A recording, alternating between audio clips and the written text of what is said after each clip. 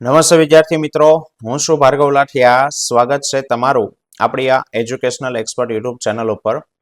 મિત્રો, ધોરણ 10 વિષય વિજ્ઞાન અને ટેકનોલોજીમાં લિબર્ટી બોર્ડ પેપર સેટ 2025માં પ્રશ્ન પેપર 4, જેમાં વિભાગ બી અને સી ના સોલ્યુશન થઈ ગયા છે. આજના વિડીયોમાં આપણે વિભાગ ડી નું સોલ્યુશન જોવાના છે.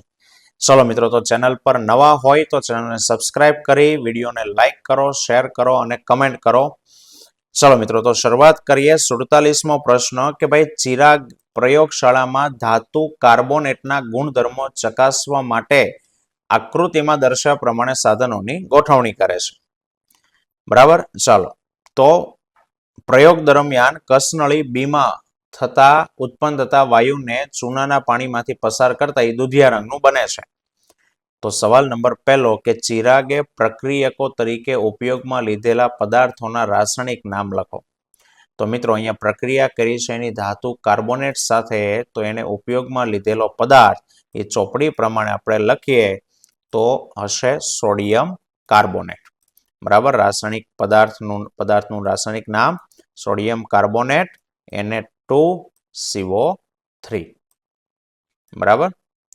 ચાલો, બીજો પ્રક્રિયક હશે એસિડ સાથેની પ્રક્રિયા કરવાની છે, તો એસિડ તરીકે હાઇડ્રોક્લોરિક એસિડ અથવા સલ્ફ્યુરિક એસિડ H2SO4 અથવા HCl. આ બે પ્રક્રિયકો હશે, એસિડમાંથી કોઈ એક અને સોડિયમ કાર્બોનેટ. ચાલો, ઉપરોક્ત પ્રયોગમાં થતી રાસાયણિક પ્રક્રિયાનું સંતુલિત સમીકરણ લખો. તો સંતુલિત સમીકરણ કે ભાઈ Na2CO3 પ્લસ HCl, તો પ્રક્રિયા થઈને બને NaCl plus H2O plus CO2. ચાલો, સંતુલિત માટે 2 સોડિયમ, તો અહીંયા આગળ 2. બરાબર. HCl ની આગળ 2, હાઇડ્રોજન 2 અને 1 3. ઓકે, થઈ ગયું સંતુલિત આ પ્રમાણે.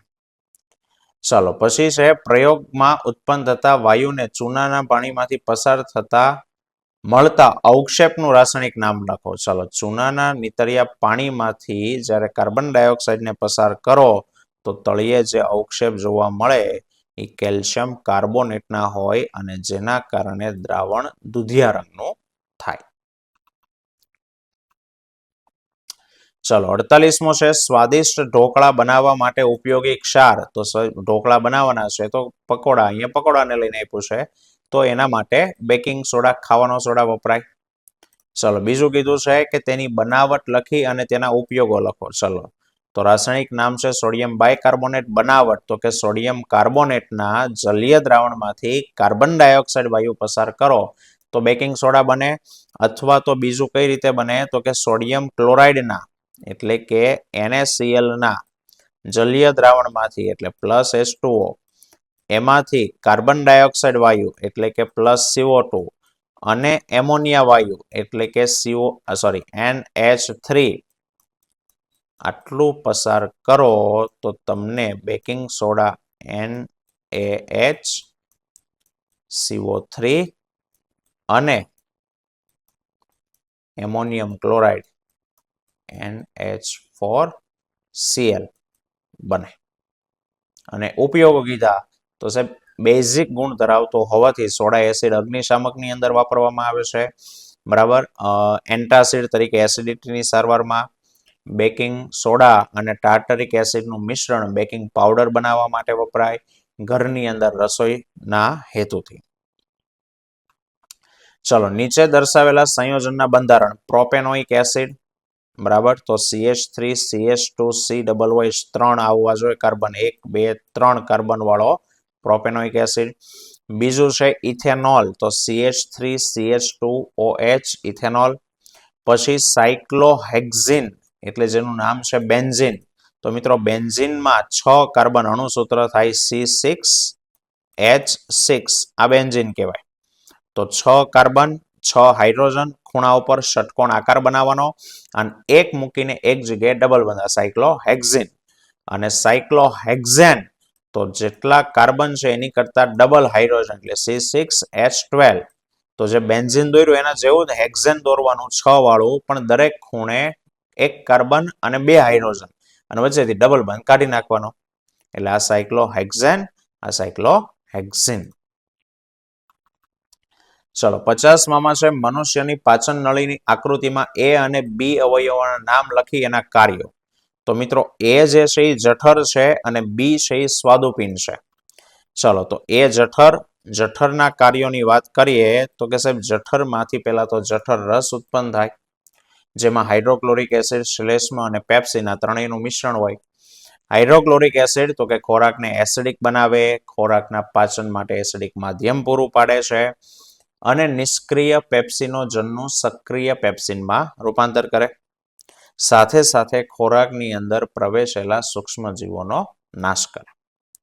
બીજું છે જઠરની દિવાલનું શ્લેષ્મનું કામ છે જઠરની દિવાલનું હાઇડ્રોક્લોરિક એસિડ અને પેપ્સિનની સામે રક્ષણ આપવાનું. અને પેપ્સિન શું કરે તો કે સાહેબ પેપ્સિન પ્રોટીનનું અંશતઃ પાચન કરે થોડુંક. ચલો બી જે છે એ સ્વાદુપિંડ છે. સ્વાદુપિંડ તો કે સ્વાદુપિંડમાંથી સ્વાદુરસ ઉત્પન્ન થાય, જેની અંદર 3 ઉત્સેચકો હોય, એમાઇલેઝ, ટ્રિપ્સિન, લાઇપેઝ. એમાઇલેઝ એ કાર્બોદિત સ્ટાર્ચનું પાચન કરે, ટ્રિપ્સિન પ્રોટીનનું અને લાઇપેઝ ચરબીનું. એને યાદ રાખવા માટેની એક ટ્રીક છે સ્ટ્રા પ્રોટીને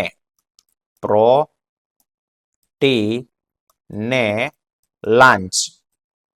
એસ્ટ્રા પ્રોટીને લાંચ એટલે એ એટલે એમાઇલેઝ સ્ટાર્ચનું પાચન કરે, પ્રો એટલે પ્રોટીનનું પાચન, ટ્રિપ્સિન છે તે કરે અને લાઇપેઝ એ ચરબીનું પાચન કરે. બરાબર, એસ્ટ્રા પ્રોટીને લાંચ. ચલો 51મો પ્રશ્ન છે રુધિર વાહિની એટલે શું, તેમના પ્રકારો સમજાવો. તો મિત્રો રુધિર વાહિની કે ભાઈ હૃદયથી અંગ તરફ અને અંગથી હૃદય તરફ રુધિરનું વહન કરતી બંધ અને પોલી નળી અને રુધિર વાહિની કહેવાય. રુધિર વાહિની દ્વારા રુધિર એ આખા શરીરમાં વહન પામે, જે 3 પ્રકારની હોય, ધમની, શિરા અને રુધિર કેશિકા. જેમાંથી ધમની કોને કહેવાય તો કે આપણું હૃદય, એ હૃદયમાંથી અંગ તરફ જે લોહી લઈને જાય એને કહેવાય ધમની. એટલે હૃદયથી શરીરના વિવિધ અંગો તરફ રુધિરનું વહન કરતી રુધિર વાહિની અને ધમની કહેવાય. તેમાં ઊંચા દબાણે રુધિર વહન પામે છે. બીજું કે ધમનીઓની દિવાલ જાડી અને વધુ સ્થિતિસ્થાપક હોય છે અને ધમનીઓ રુધિર કેશિકામાં અંત પામે.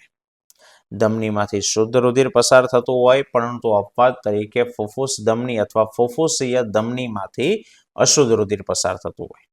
અશુદ્ધ એટલે ઓક્સિજન વગરનો. શિરા, સાહેબ શિરા કોને કહેવાય તો કે શરીરના અંગોમાંથી રુધિરને લઈને જે હૃદયમાં આવે એને શિરા કહેવાય. તો શરીરના વિવિધ અંગોમાંથી હૃદય તરફ રુધિરનું વહન કરતી રુધિર વાહિની એટલે શિરા. એમાં દબાણ ઓછું હોય એટલે એમની દિવાલ પાતળી અને ઓછી સ્થિતિસ્થાપક હોય. રુધિર કેશિકાઓ જોડાય અને શિરા બને. અને શિરામાં ઓક્સિજન વગરનું એટલે કે અશુદ્ધ રુધિર પસાર થતું હોય, પરંતુ અપવાદ તરીકે ફુફ્ફુસીય શિરામાંથી શુદ્ધ રુધિર છે પસાર થાય. હવે રુધિર કેશિકા શું છે તો કે સાહેબ ધમની જ્યારે કોઈ અંગમાં દાખલ થાય તો એ અંગમાં પહોંચી, ચલો માની લો કે આ અંગ છે અને અંગની અંદર ધમની આવી, આ ધમની તો અંગમાં દાખલ થઈ અને પાતળી નળીઓની અંદર વહેંચાય. એ પાતળી નળીઓ એને રુધિર કેશિકા કહેવાય, જે કોષો સાથે રુધિરનો સંપર્ક કરાવી શકે. રુધિર વાહિનીઓની દિવાલ એટલે કે આ રુધિર કેશિકાની દિવાલ ફક્ત 1 કોષ સ્તર જેટલી જાડાઈ હોય અને તે રુધિર અને આસપાસના કોષો વચ્ચે પદાર્થોનો વિનિમય છે તે કરે.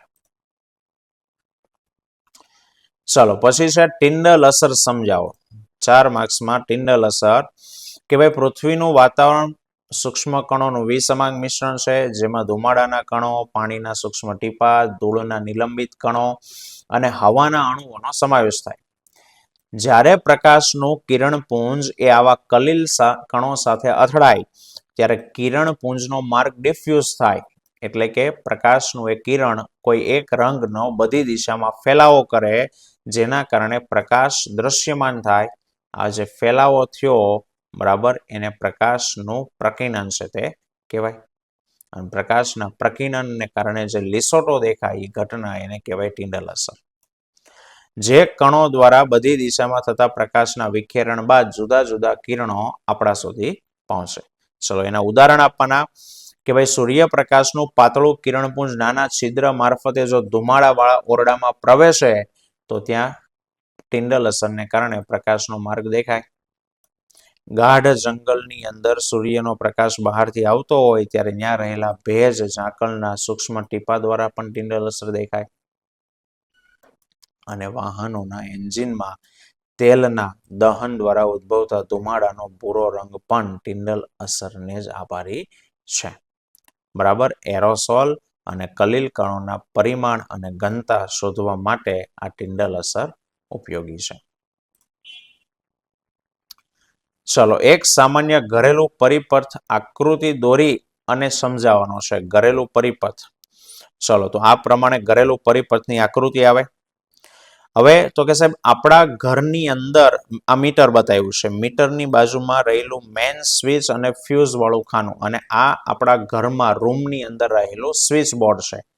અને બોર્ડની અંદર તો કે તમને અહીંયા 3 પ્લગ આપ્યા છે P1 P2 P3 અને તેની 3 સ્વિચ આપી છે S1 S2 S3. પણ આપણા ઘરની અંદર મીટરમાં પાવર ક્યાંથી આવે તો કે થાંભલામાંથી આવે. અને જો સોસાયટીમાં અંડરગ્રાઉન્ડ હોય તો પેટી મૂકેલી હોય 2-3 મકાન વચ્ચે તો સાહેબ પેટીમાં તો કે પેટીમાં પાવર તો કે જ્યાંથી આવે છે એ 2 તાર લઈને આવે. એક તાર કે જેની ઉપર લાલ રંગનું આવરણ ચડાવેલું હોય એને લાઈવ વાયર કહેવાય. બીજું એને પોઝિટિવ વાયર કહેવાય અથવા જીવંત વાયર કહેવાય જેમાંથી પ્રવાહ આવતો હોય. બીજો તાર કે જેની ઉપર કાળા રંગનું અવાહક આવરણ લગાડેલું હોય બરાબર એને ન્યુટ્રલ વાયર નેગેટિવ વાયર સાથે કહેવાય જેમાંથી પ્રવાહ રિટર્ન જતો હોય. આ પોઝિટિવ અને નેગેટિવ વચ્ચેનો જે વિદ્યુત સ્થિતિમાનનો તફાવત છે એ આપણા દેશમાં 220 વોલ્ટ જેટલો હોય. હવે આ બે પોઝિટિવ નેગેટિવ વાયર એક કંપનીના ફ્યુઝમાંથી પસાર થઈ. કંપનીનો ફ્યુઝ એટલે એ થાંભલો કે પછી પેટી એમાંથી પસાર થઈ વિદ્યુત મીટરમાં દાખલ થઈ મેન સ્વિચની હારે જોડાય અને ઘરના સાધનોને ઉર્જા આપે. જો લખ્યું છે આપણા ઘરોમાં પાવરનો પુરવઠો મેન સપ્લાય દ્વારા મળે જે ઓવરહેડ વિદ્યુતના થાંભલા કે ભૂમિગત કેબલો દ્વારા આપણા સુધી પહોંચે. હવે એ સપ્લાયમાં લાલ રંગના અવાહક આવરણ વાળો તાર ન્યુટ્રલ વાયર એ કાળા રંગનું અવાહક આવરણ હોય અને અર્થિંગ વાયર હોય એની ઉપર લીલા રંગનું હોય.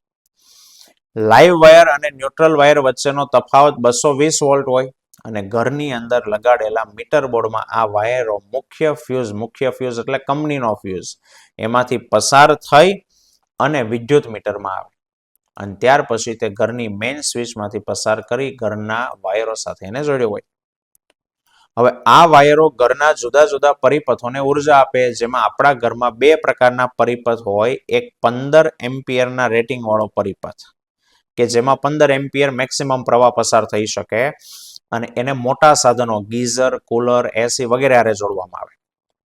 ફ્રીજ ઘરઘંટી અને બીજો 5 એમ્પિયરનો પરિપથ કે જેમાં બલ્બ પંખા ટીવી આ બધું શરૂ કર્યું હોય તે. તમે જો પંખાને સ્વિચ હોય પિન ના હોય પણ ટીવીની પિન જે પ્લગમાં તમે નાખો ગીઝરની પિન નાખો બેયના પિન અલગ અલગ હોય પોઈન્ટ અલગ અલગ હોય.